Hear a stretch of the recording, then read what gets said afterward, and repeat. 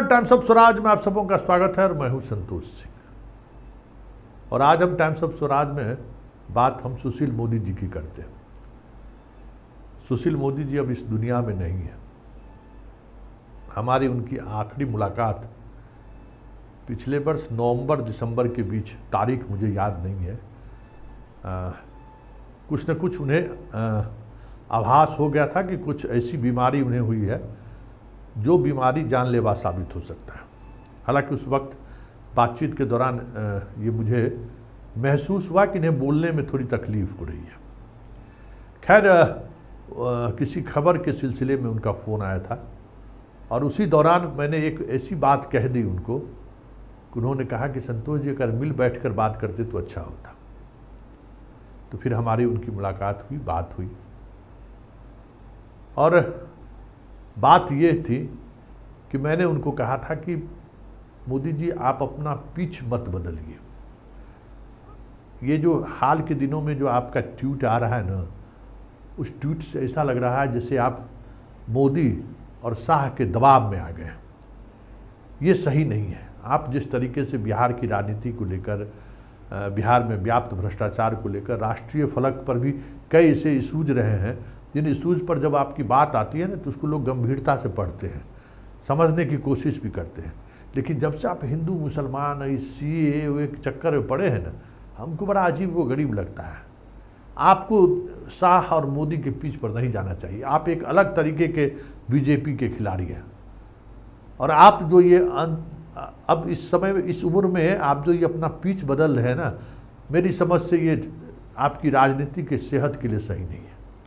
आप अपनी आपकी जो राजनीति रही है बिहार में, आप लोगों ने जो महसूस किया है एक सेकुलर फोर्स के ताकत के रूप में, एक अलग तरीके के डेवलपमेंट की राजनीति के रूप में, एक चाणक्य के रूप में लोगों ने आपको देखा है कि आप ऐसे जाति से आते हैं जिनका कोई वजूद नहीं है, लेकिन फिर भी आपने अपने राजनीतिक कौशल से बहुत सारी चीज़ों को आपने नियंत्रित भी रखा और बिहार की राजनीति में बड़ी भूमिका में आप बने भी रहे। लेकिन ये जो आप करना शुरू किए हैं, हमें लगता है इससे आपको नुकसान हो रहा है।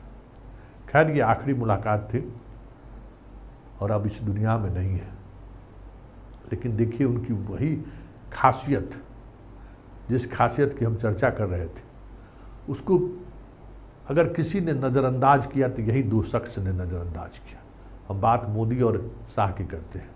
आज जब इस दुनिया में मोदी नहीं है, सुशील मोदी नहीं है, तो उनके घर पहुंचकर मातम पुरसी कर रहे हैं, आंखों घड़ियाली आंसू बहा रहे हैं और कह रहे हैं कि बाप रे, बहुत बड़ा हम कार्यकर्ता, बीजेपी का बहुत बड़ा लॉस है। जब जिंदा थे वो तो क्या व्यवहार था इन दोनों का। यही व्यवहार इसी वजह से ना कि उनका हार्डलाइनर अप्रोच नहीं रहा। बिहार को लेकर वो हमेशा नीतीश के साथ खड़े रहे और ऐसा नहीं है कि नीतीश के साथ खड़े रहे तो वो पार्टी को कहाँ से कहाँ ले गए। किसी भी स्थिति में 39 सीट गठबंधन का कोई सोच नहीं सकता था। 2014 में भी सुशील मोदी ने ही कमान संभाला था जब 2013 में गठबंधन टूटा था। भरे विजय रथ पर नरेंद्र मोदी सवार हो, लेकिन जो चीज़ें उन्होंने की, टिकट वितरण से लेके कार्यकर्ताओं को का मनोबल बढ़ाने से लेके एक दूसरे की राजनीति साधने को लेकर जो उन्होंने की, उसी का नतीजा था। 2019 में 39 सीट बड़ी भूमिका उनकी रही है और आज मोदी नहीं है तो आज देख लीजिए क्या स्थिति है। पहले चरण से पहले, चुनाव से पहले ही उन्होंने घोषणा कर दिया था कि हम अब उस स्थिति में नहीं है, अब हम एक ऐसे बीमारी से जूझ रहे हैं जिनसे निकलना संभव नहीं लग रहा। उसके बाद उन्होंने ट्वीट करना बंद कर दिया, सब कुछ बंद कर दिया चुनाव अभियान की शुरुआत के साथ ही। और आज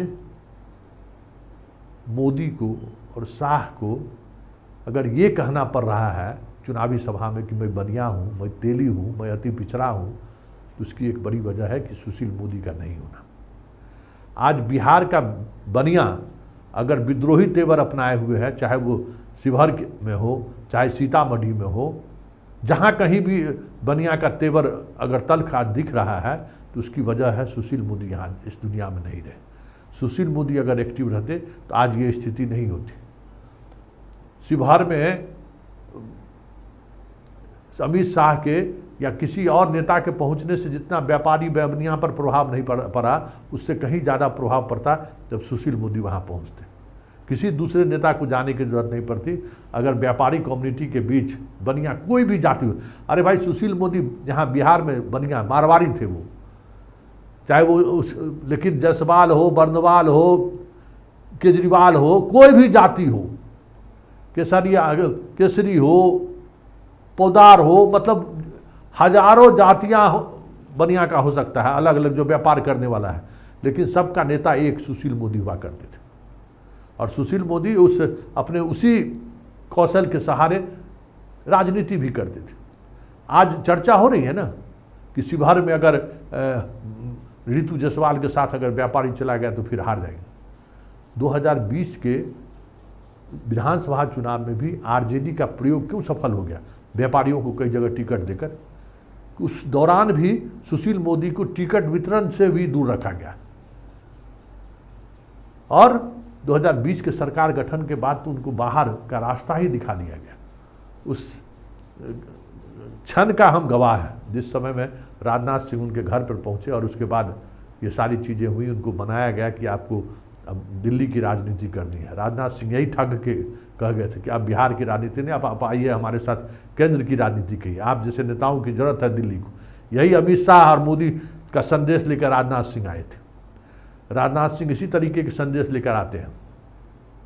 और फिर सुशील मोदी को बिहार की राजनीति से बाहर दिल्ली ले जाया गया, न मंत्री बनाया गया, न उनको वो सम्मान दिया गया।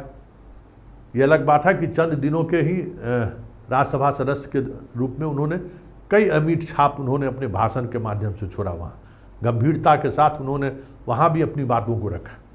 लेकिन यही दो व्यक्ति जो आज उनके तस्वीर पे पुष्प अर्पित करने आए हैं और बहुत हरियाली आंसू बहाए हैं, बिहार की राजनीति से ही नहीं बाहर किए, अंत में उनको राज्यसभा सांसद तक नहीं बनने दिया। इस बार राज्यसभा सांसद तक बनने नहीं दिया। देखिए, राजनीतिक व्यक्ति को जो उतना नुकसान आप जो सोचते हैं ना, बीमार पड़ता है, अगर राजनीतिक रूप से अगर वो कमज़ोर हो जाए या राजनीतिक रूप से वो जब अपने आप को घिरता हुआ महसूस करता है, तब वो आदमी बेचैन होता है। राजनीति एक अलग चीज़ है। सुशील मोदी ने कभी सत्ता में रहते हुए कभी अपनी ताकत नहीं दिखाई या उस ताकत का उन्होंने प्रदर्शन नहीं किया, लेकिन अपने बल पर राजनीति की और बिहार बीजेपी को खड़ा किया। हालांकि इस दौर में बहुत सारे अपने शुभचिंतकों को भी उसने बलि चढ़ा दी, ये अलग बात है। उसके आलोचक भी मिल जाएंगे, पार्टी के अंदर ढेर सारे आलोचक मिल जाएंगे, बहुत काट छाट भी वो करते थे। उसकी वजह थी कि वो जिस जाति से आते थे उस जाति की राजनीतिक मजबूरी भी थी कि वो कुछ चीज़ें बैलेंस बनाकर चलते थे। लेकिन इन सब से इतर जो सबसे महत्वपूर्ण बात है कि आज मोदी और शाह को सुशील मोदी के घर पर इसलिए जाना पड़ा कि बिहार का व्यापारी नेता विहीन हो गया है।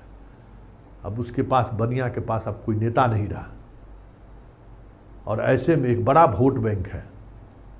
वो वोट बैंक कहीं न कहीं 2024 के लोकसभा चुनाव में या तो स्थिर बैठ गया है या फिर कहीं कहीं अगर उम्मीदवार नहीं मिला तो बगावत पर है। इस बात को मोदी और शाह महसूस कर रहे हैं। तो ये जो मल्यार्पण है ना, ये पुष्पांजलि जो है, यहाँ भी एक तरीके की सियासत ही है।